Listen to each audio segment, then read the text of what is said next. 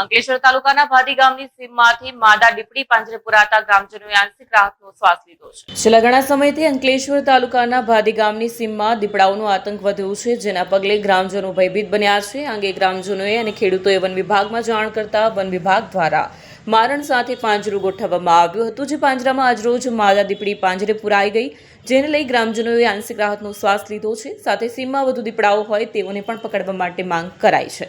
હું સોહેલ અડાટ ભાડી ગામનો રહેવાસી।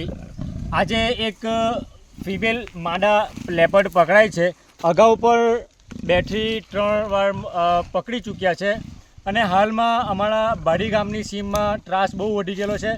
4 થી 5 જાનવરનું પણ મરણ થયેલું છે અને આ સાઈડ જે પશુપાલક જે ચરાવવા માટે આવનારા લોકો છે એ લોકોના દિલમાં એક ભય રહે છે અને આ ખેતી માટે પણ ખેડૂત લોકો આવવા માટે રાજી નથી। તો